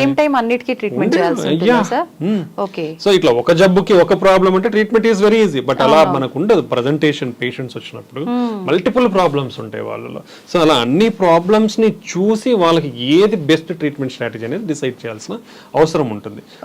ఇప్పుడు ఫర్ సపోజ్ హార్ట్ అటాక్ లో గుండె రక్తనాళాలు బ్లాక్స్ మూసుకుపోయినప్పుడు ఇచ్చే ట్రీట్మెంట్ మనకు తెలిసింది 2 స్టంట్స్ కానివ్వండి, open heart surgery, bypass. But ఇంతకు ముందు 20 సంవత్సరాలకు ముందు తీసుకుంటే మనకి పెద్దగా ట్రీట్మెంట్స్ లేవు. బట్ ఇప్పుడు ఎవ్రీథింగ్, ఈవెన్ వాల్వ్ మార్చాలన్నా, ఏదైతే మేజర్ వాల్స్ ఉన్నాయో అవి మార్చాలంటే కూడా ఓపెన్ హార్ట్ సర్జరీ అవసరం లేకుండా ట్రీట్మెంట్స్ అనేది వచ్చేసాయి. ఇప్పుడు వెరీ అడ్వాన్స్ నౌ. గుండె జబ్బులను ట్రీట్ చేసే విధానాలు ఎంత అడ్వాన్స్డ్ అంటే అంత అడ్వాన్స్ అయిపోయాయి. సో ఓపెన్ హార్ట్ అవసరం లేదు మెజారిటీ వార్డ్స్ కి. నువ్వు ఓపెన్ హార్ట్ లేకుండా చిన్న మన రక్తనాళాల ద్వారా ట్యూబ్స్ పంపించి ట్రీట్ చేసేయచ్చు majority. But it's somewhat costly affair mildly, because అన్ని లేటెస్ట్ టెక్నాలజీస్, లేటెస్ట్ అడ్వాన్స్మెంట్స్ కాబట్టి సమ్ ప్రైస్ ఇస్ దేర్. అది ఇంపార్టెంట్. సో నెక్స్ట్ అది హార్ట్ అటాక్స్ తీసుకుంటే, రెండోది heart valves problems. Valves problems కూడా ఇంతకు ముందు ఓన్లీ ఓపెన్ హార్ట్ చేసి వాల్స్ రిప్లేస్ చేసేవాళ్ళు. అంటే ఇవన్నీ కూడా ఏంటంటే ఈ పేషెంట్ ఏజ్ ఎంత, సివియారిటీ ఎంత, వాళ్ళకి అదర్ ప్రాబ్లమ్స్ ఏమున్నాయి, అవును. ఓకే, ఇవన్నీ తీసుకొని మనం డెసిషన్ మేకింగ్ ఉంటుంది. సో వీళ్ళల్లో ఓపెన్ హార్ట్ సర్జరీ బెస్టా, లేదంటే అది అవసరం లేకుండానే ట్రీట్ చేయొచ్చా, లేదా మందులతోనే ట్రీట్ చేయొచ్చా అనేది మనం డెసిషన్ సివియారిటీని బట్టి, ఏజ్ని బట్టి మనం డెసిషన్ మేకింగ్ అనేది ఉంటుంది. నెక్స్ట్ ఇప్పుడు ఎలక్ట్రికల్ కండక్షన్ సిస్టమ్ ప్రాబ్లమ్స్ ఉంటాయి, దానికి డెఫినెటివ్ ట్రీట్మెంట్స్. హార్ట్ రేట్ పడిపోయింది అంటే పేస్ మేకర్ వేయించుకోవాలి. Okay, heart rate less than 40 కంటే ఉంది, పేస్ మేకర్ వేయించుకోవాలి. నెక్స్ట్ వచ్చేసి మన హార్ట్ రేట్ అనేది ఫ్రీక్వెంట్ గా ఎక్కువ కొట్టుకుంటా ఉంది, దానికి డిఫరెంట్ ట్రీట్మెంట్స్. ఒకటి ఏంటంటే ఐసిడి, పేస్ మేకర్ లాంటిది, ఇంట్రాకార్డియాక్ డిఫిబ్రిలేటర్ అంటాం. సో అలాంటిది విపరీతంగా హార్ట్ రేట్ అనేది ఎక్కువ కొట్టుకుంటా ఉంటే మనం అది సజెస్ట్ చేస్తాం.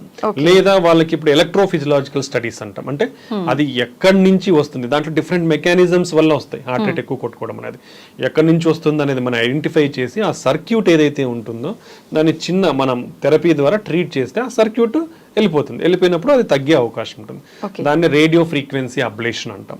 దాంట్లో huge technologies, basic 2D analysis లేదా 3D ఇమేజింగ్ మెథడ్స్ కూడా ఉంటాయి, CAR2 అంటాం. దాంట్లో డిఫరెంట్ టెక్నాలజీస్ ఉన్నాయి అన్నమాట. రీసెంట్ గానే నేను ఒక న్యూస్ చూసాను పేపర్లో, 1.2 lakhs ఆ మెడిసిన్ అది తీసుకుంటే గుండెకు సంబంధించిన జబ్బులు రాకుండా ఉండే అవకాశం ఉంటుంది, దాని నుంచి బయటపడే అవకాశం ఉంటుంది అని చెప్పి.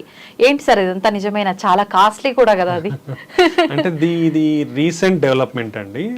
ఏంటంటే ఇంక్లిజిరాన్ ఇంజెక్షన్ అంటాం అది. సో బేసికలీ మనకు ఆల్రెడీ దీనికంటే ముందే PCSK9 ఇన్హిబిటర్స్ అని ఉన్నాయి. అదేంటంటే మన కొలెస్ట్రాల్ ని, అంటే ఇప్పుడు లివర్ పైన LDL రిసెప్టర్స్ ఉంటాయి, అంటే మన LDL బ్యాడ్ కొలెస్ట్రాల్ ని తీసుకొని లివర్ లోకి తీసుకొని మనకి ఆ బ్యాడ్ కొలెస్ట్రాల్ అనేది తగ్గిస్తాయి అనమాట. సో మనకి ఇంతకు ముందు ఉన్న PCSK9 ఇన్హిబిటర్స్ అంటే ఈ మోనోక్లోనల్ యాంటీబాడీస్. ఆ యాంటీబాడీస్ ఇచ్చినప్పుడు బాడీలో అవి PCSK9 కి అటాచ్ అయిపోయి, సో ఆ ఎఫెక్ట్ అంటే ఆ PCSK9 ఎంజైమ్ ఏదంతా ఆ ఎఫెక్ట్ LDL రిసెప్టర్స్ మీద లేకుండా ప్రభావితం చూపేది. దాని ద్వారా LDL రిసెప్టర్స్ అనేది లివర్ పైన అబండెంట్ గా ఉండి LDL బ్యాడ్ కొలెస్ట్రాల్ అనేది లివర్ లోకి తీసుకొని డిస్పోజ్ చేయడం వల్ల కంట్రోల్ చేసేది. అది ఒక మెకానిజం. ఇప్పుడు ఈ ఇన్క్లిజిరాన్ ఏంటంటే, ఈ ఇన్క్లీజర్ అనేది జీన్ లెవెల్లో మనకి, అంటే RNA సైలెన్సింగ్ RNA జీన్ లెవెల్లో పనిచేస్తుంది అనమాట. అదేమవుతుందంటే అది ఇవ్వడం వల్ల జీన్ లెవెల్లో టోటల్ గా ఈ PCSK9 ఏదైతే ఉందో దాని ప్రొడక్షన్ నే కంప్లీట్ గా తగ్గించేస్తుంది. అప్పుడు ఇది వచ్చి దీనికి LDL రిసెప్టర్స్ అనేది అటాచ్ కాదు కదా. అటాచ్ కానప్పుడు అబడెంట్ రిసెప్టర్స్ అనేది లివర్ పైన ఉండి ఈ LDL బ్యాడ్ కొలెస్ట్రాల్ తీసుకొని తగ్గించేస్తుంది అనమాట లివర్. సో ఇది ఈ రెండింటికి ఇంతకు ముందు ఉన్న కాంపౌండ్ ఏంటంటే మోనోక్లోనల్ యాంటీబాడీస్. అంటే PCSK9 ప్రొడ్యూస్ అవుతుంది, బట్ దాని యాక్షన్ ని ప్రివెంట్ చేసేవి యాంటీబాడీస్. ఇప్పుడు ఈ కొత్తగా వచ్చిన ఇంజెక్షన్ ఏంటంటే ఆ ప్రొడక్షన్ నే తగ్గించేస్తుంది అనమాట. అది బెనిఫిషియల్. ఇది ఎక్కడ మేజర్ బెనిఫిషియల్ అంటే, ఇంతకు ముందు అది అట్లీస్ట్ 2 వారాలకు ఒక ఇంజెక్షన్ తీసుకోవాలా PCSK9 ఇన్హిబిటర్స్ అనేది. ఇది only they are recommending yearly 2 injections. Initial first year లో అయితే 0, 3, 12. అంటే ఫస్ట్ ఇంజెక్షన్ 0 ఫస్ట్ తీసుకున్న తర్వాత 3 నెలలకు ఒకటి తీసుకొని మళ్ళీ సంవత్సరానికి ఒకటి. ఫస్ట్ సంవత్సరంలోనే 3 ఇంజెక్షన్లు అవుతుంది, కానీ ఆ తర్వాత ఎవ్రీ ఇయర్ 2 ఇంజెక్షన్స్ తీసుకుంటే మన కొలెస్ట్రాల్ లెవెల్స్ అనేది కంట్రోల్లో ఉంటాయి, కాబట్టి హార్ట్ అటాక్స్ అనేది తగ్గుతాయి అనేది మనకి వచ్చింది. బట్ దీంట్లో ఏంటంటే ఇది ఇంతవరకు చేసిన అధ్యయనాలలో ఎక్కడ యూజ్ చేశారంటే, ఆల్రెడీ హార్ట్ అటాక్ తో అఫెక్ట్ అయిన వాళ్ళు కొలెస్ట్రాల్ మందులు వాడుకుంటున్నా కూడా, ఈ మెడికేషన్స్ వాడుకుంటున్నా కూడా కంట్రోల్ కావట్లేదు అంటే వాళ్ళల్లో ఈ ఇంజెక్షన్ ఇస్తే ఫర్దర్ కంట్రోల్ అయ్యి మనకి ఈ బెనిఫిషియల్ ఎఫెక్ట్స్ అనేది ఉంటాయి అనేది ఇంతవరకు మనం జరిగింది. సో ఈ ఇంజెక్షన్ కూడా ఏంటంటే ఆల్మోస్ట్ 56% ఆఫ్ LDL కొలెస్ట్రాల్ ని తగ్గిస్తుంది అనమాట. ఇది మనకున్న ఇంతవరకున్న అధ్యయనాలతో ఇది. సో ఇంతకుముందు మనం మెడికేషన్స్ టాబ్లెట్స్ అయితే రోజు వేసుకోవాలా, చిన్నపాటి సైడ్ ఎఫెక్ట్స్, కండరాల నొప్పులు, ఇలా మైల్డ్ లివర్ ప్రాబ్లమ్స్ కొందరిలో వచ్చే అవకాశం ఉంటుంది. బట్ దాని కాస్ట్ తీసుకుంటే తక్కువ ఉంటుంది, బట్ డైలీ తీసుకోవాలి, ఆ డిస్కంఫర్ట్ అనేది ఉంటుంది. ఆ నెక్స్ట్ లెవెల్లో వచ్చింది ఏంటంటే నెలకు 2 ఇంజక్షన్లు తీసుకునేది వచ్చింది. ఆ దాని కాస్ట్ కూడా ఎక్కువే ఉండేది. అది almost per year it will go up to 4 lakhs వరకు అయ్యేది. ఇప్పుడు ఈ ఇంజెక్షన్ లో మేజర్ అడ్వాంటేజ్ ఏంటంటే నంబర్ ఆఫ్ డోసెస్ అనేది తగ్గిపోయి సంవత్సరానికి 2. సో అది అడ్వాంటేజ్. సో మనకి ఆ సైడ్ ఎఫెక్ట్స్ కానివ్వండి, రోజు తీసుకోవాల్సిన అవసరం కానీ లేకుండా మన కొలెస్ట్రాల్ ని తగ్గించుకునే విధానం అనమాట. ఇది ఒక కొలెస్ట్రాల్ ని తగ్గించుకునే విధానం ఒకటే. ఓకే, సో ఇది రీచ్ లో దీని వల్ల సైడ్ ఎఫెక్ట్స్ ఏమి ఉండవంటారా సార్? చిన్నపాటి సైడ్ ఎఫెక్ట్స్ అంటే మనం సబ్క్యూటేనియస్ ఇస్తాం కాబట్టి లోకల్ సైట్ రియాక్షన్స్ అనేది తప్ప మేజర్ ఏం లేదు. సో ఇది మనము ఎవరిలో ఇస్తామనేది మనం తెలుసుకోవాల్సిన విషయం. రెండోది ఏంటంటే మనకున్న కొలెస్ట్రాల్ లోయరింగ్ ఏజెంట్స్ ఏవైతే ఉన్నాయో కూడా అవి కూడా almost high dose statins plus other ezetimibe ఇట్లాంటి కొన్ని డ్రగ్స్ ఉన్నాయి. దానితో కూడా 50-60% కొలెస్ట్రాల్ తగ్గుతుంది. ఈ but only advantage is డోజింగ్. Only 2 injection 2 times in a year me cholesterol ని కంట్రోల్ పెట్టుకోవచ్చు, రోజు వాడాల్సిన అవసరం లేదు. సో ఇది ఒకటే దాని అడ్వాంటేజ్. ఇది ఇంకా ముందు డ్రగ్స్ తో పోలిస్తే ఎంత ఎక్కువ తగ్గిస్తుంది అనేది ఇంకా మనకు అధ్యయనాల్లో జరగాలి. ప్లస్ ఎవరు ఆల్రెడీ హార్ట్ అటాక్ తో కానీ కాకుండా ఇలా అఫెక్ట్ కాని వాళ్ళల్లో ఇస్తే ఎంత తగ్గుతుంది, ఎంత రిస్క్ వీళ్ళకి రాకుండా ఉంటుంది అనేది ఇంకా మనకు స్టడీస్ అనేది రావాలి. ఎనీవే ఇట్ ఈస్ దాని ఎఫెక్ట్ అయితే కొలెస్ట్రాల్ లోయరింగ్ కాబట్టి ఈవెన్ అఫెక్ట్ కాని వాళ్ళు కూడా ఎవరికైనా కొలెస్ట్రాల్ లెవెల్స్ ఎక్కువ ఉంటే ఆల్మోస్ట్ వాళ్ళకున్న కొలెస్ట్రాల్ లెవెల్స్ 50% వరకు తగ్గే అవకాశం అయితే ఉంటుంది. ఓకే సార్, మనం ఎన్ని రకాల రీజన్స్ ఉన్న హార్ట్ అటాక్ రావడానికి ముఖ్యంగా కొలెస్ట్రాల్ అని చెప్పి ఎక్కువగా మాట్లాడుకుంటున్నాం.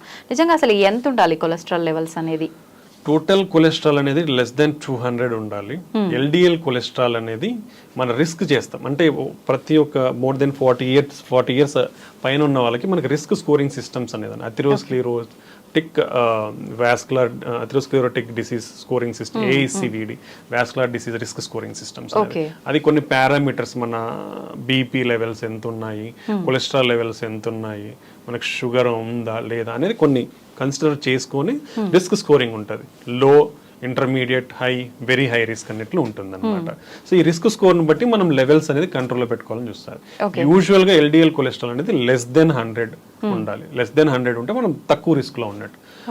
దానికంటే తక్కువ ఉంటే ఇంకొంచెం బెనిఫిట్స్ ఉంటాయి అనేది ఉంది. అంటే ఎంత తక్కువ ఉంటే అంత బెనిఫిట్ అనేది ఇంపార్టెంట్. సో ఇలా మనం కొలెస్ట్రాల్ లెవెల్స్ ని total cholesterol, LDL cholesterol, HDL cholesterol అనేది మోర్ దాన్ 50 to 60 ఉండాలి. ఓకే, దెన్ ట్రైగ్లిజరైడ్స్ అనేది లెస్ దాన్ 150 ఉండాలి. దెన్ ఇవి కాకుండా మనకి నాన్ హెచ్డిఎల్ కొలెస్ట్రాల్ అంటే హెచ్డిఎల్ అంటే గుడ్ కొలెస్ట్రాల్, అది కాకుండా మిగతా మొత్తం కొలెస్ట్రాల్ ని నాన్ హెచ్డిఎల్ కొలెస్ట్రాల్ అంటాం. సో ఆ నాన్ హెచ్డిఎల్ కొలెస్ట్రాల్ కూడా లెస్ దెన్ 100 ఉండాలి. ఓకే, అంటే ఇది మనం ఆడవారిలో అయినా మగవారిలో అయినా ఏజ్ వాళ్ళలో అయినా ఇంతే నెంబర్ ఉండాలా సార్? అందరిలో. ఓకే, దెన్ మనకి ఈ కొలెస్ట్రాల్ కాకుండా అదర్ కాంపోనెంట్స్ కూడా మనం కన్సిడర్ చేయాలి అనేది కొత్త గైడ్ లైన్స్ సూచిస్తున్నాయి. పర్టికులర్లీ ఇన్ఫ్లమేషన్ అంటాం, ఈ అంటే చెడు కణాలు ఆ రియాక్షన్ అంతా కూడా మనం ఇన్ఫ్లమేషన్ అంటాం. అది హై సెన్సిటివ్ సిఆర్పి అంటాం, అది లెస్ దెన్ 2 nanograms/deciliter ఉండాలి. దెన్ అపోలైపోప్రోటీన్ బి అంటాం, దెన్ అనదర్ అపోలైపోప్రోటీన్ బి కూడా లెస్ దెన్ 100 ఉండాలి. Next you're having one lipoprotein A అనేది లెస్ దాన్ 50 ఉండాలి. సో ఇలా ఈ కొలెస్ట్రాల్ కాకుండా ఈ మిగతా పారామీటర్స్ కూడా మనం మానిటర్ చేయాల్సిన అవసరం ఉందన్నమాట. సో ఇవి నార్మల్ వాల్యూస్ ఎట్లా ఉండాలి, అబ్నార్మల్ వాల్యూస్. ఇప్పుడు almost total cholesterol more than 240 ఉంటే ట్రీట్ చేయాలి, ట్రైగ్లిజరైడ్స్ మోర్ దెన్ 200 ఉంటే ట్రీట్ చేయాలి, ఎల్డిఎల్ కొలెస్ట్రాల్ మోర్ దెన్ 190 ఉంటే కంపల్సరీ, అదే లెస్ దెన్ 40 ఉన్న వాళ్ళలో మోర్ దెన్ 160 ఉంటే ట్రీట్ చేయాలి. ఓకే, ఇవి మనకున్న గైడ్ లైన్స్. సో ఇవన్నీ డిఫరెంట్ కంట్రీకి డిఫరెంట్ గైడ్ లైన్స్ ఉన్నాయి, బట్ ఆల్ గైడ్ లైన్స్ కూడా ఇవే సూచిస్తాయి అనమాట. సో డెఫినెట్లీ అందరూ కూడా at the age of 21 years cholesterol screening అనేది స్టార్ట్ చేయాలి. ఒకవేళ నార్మల్ ఉంటే ఎవ్రీ 5 years కి చేయించుకోవచ్చు. అబ్నార్మల్ గా ఉంటే మనం దాని స్ట్రిక్ట్ లో life style initially life style measures అంటే ఇప్పుడు మైల్డ్ బార్డర్ లైన్ ఉన్నాయి అనుకోండి, లైఫ్ స్టైల్ మెజర్స్ ద్వారా లైక్ ఫుడ్, హెల్తీ ఫుడ్ తీసుకోవడం, ఆయిల్ ఫుడ్స్ తగ్గించుకోవడం, దెన్ కావాల్సినంత మాత్రమే మనం ఫుడ్ ఇంటేక్ అనేది ఉండడం, ఎనర్జీ ఎక్స్పెండిచర్ ఉండడం, బ్యాలెన్స్డ్ ఫుడ్ అనేది important. Next regular exercise, daily exercise అనేది మనం ఎనర్జీ స్పెండ్ చేయాలి. సో ఇవన్నీ చేసినప్పుడు కూడా మనం కొలెస్ట్రాల్ లెవెల్స్ ని కంట్రోల్ చేసుకునే అవకాశం ఉంటుంది. ఇది ఈ లైఫ్ స్టైల్ మెజర్స్ తో కూడా కంట్రోల్ కానప్పుడు then we have to go for drug therapy. So ఈ విధంగా మనము స్ట్రాటజికల్ గా మనము మనకు చెక్ చేసుకొని లైఫ్ స్టైల్ ని మార్చుకోగలిగితే మెజారిటీ ఆఫ్ ద టైం తగ్గించుకునే అవకాశం ఉంటుంది. ఓకే సార్, చాలా మంది చెప్తుంటారు నెయ్యి తీసుకోవడం అనేది మంచిది, గుడ్ కొలెస్ట్రాల్ ఉంటుంది అని చెప్పి, కానీ ఎంత మోతాదులో తీసుకుంటే అది మంచిది అనేది కూడా లిమిట్ చూసుకోవాలంటుంటారు కదా, అలా చూసుకోవాలంటారా నెయ్యి విషయంలో కూడా? డెఫినెట్లీ అండి. యాక్చువల్లీ దీంట్లో కొన్ని ప్రొటెక్టివ్ కాంపౌండ్స్ ఉన్నాయి లిపిడ్స్ పరంగా చూసుకుంటే, కొన్ని మోనో సాచురేటెడ్ ఫ్యాటీ యాసిడ్స్ ఇవి కూడా ఎక్కువనే ఉన్నాయి. సో రెండు రకాలు ఉన్నాయి కాబట్టి సో మనకు రికమెండేషన్స్ ఉన్నాయి ఈ గీ వరకు. సో 1 teaspoon పర్ డే అదైతే డైలీ రికమెండెడ్ తీసుకోవచ్చు. సో అంతకు మించి తీసుకుంటే some bad cholesterol definitely increase అయ్యే ఛాన్స్ డెఫినెట్లీ ఉంది. సో దట్స్ వై ఇంటి లాట్ ఆఫ్ స్టడీస్ కూడా జరిగాయి ఎంత అమౌంట్ ఆఫ్ గీ తీసుకోవాలి. Particularly Indians are more familiar with intake of ghee. ఎక్కువగా నెయ్యి తీసుకునే అలవాటు అనేది మన సాంప్రదాయాల ఆచరణలో ఉంది కాబట్టి సో మన రిస్క్ ప్రొఫైల్కి ఎలా ఉంది అనేది కూడా స్టడీస్ జరిగాయి. దాంట్లో మనకు రికమెండేషన్స్ ఏంటంటే ఈ ఎవరైతే ఓన్లీ 1 teaspoon వరకు నెయ్యి ఒక రోజుకి తీసుకుంటే వాళ్ళకి హార్ట్ అటాక్స్ అనేది ఆర్ హార్ట్ ప్రాబ్లమ్స్ అనేది తక్కువగా ఉన్నాయి. అదే దానికంటే ఎక్కువగా తీసుకుంటే వాళ్ళల్లో హార్ట్ హెల్త్ ప్రాబ్లమ్స్ అనేది పెరిగే అవకాశం ఉంది. So 1 teaspoon per day is recommended. పాలు పెరుగు విషయానికి వస్తే చాలా మంది అది కూడా అంటుంటారు కొలెస్ట్రాల్ ఎక్కువగా తీసుకోవద్దు అని చెప్పి. తీసుకోవచ్చండి. మనకి even best diet mediterranean diet అనే చెప్తాము హార్ట్ రిలేటెడ్గా తీసుకుంటే.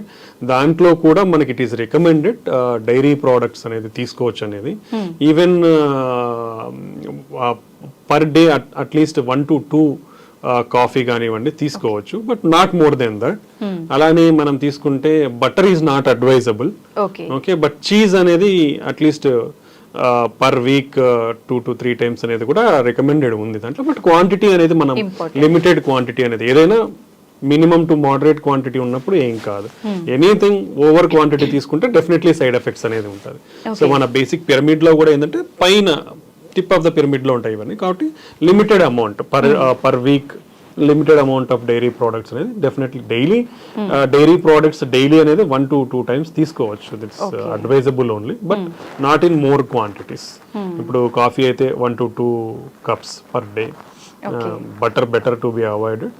చీజ్, కర్డ్ ఇవన్నీ కూడా తీసుకోవచ్చు. దానివల్ల అయితే హార్మ్ఫుల్ అయితే ఏం లేదు. Okay, thank you sir, thank you very much. నిజంగా హార్ట్ అనేసరికి చాలా రకాల డౌట్స్ ఎప్పటికప్పుడు మనం మాట్లాడుకున్నా కూడా ఇంకా కొత్త కొత్త డౌట్స్ వస్తూనే ఉన్నాయి. చాలా మంది కామెంట్లో కూడా పెడుతున్నారు.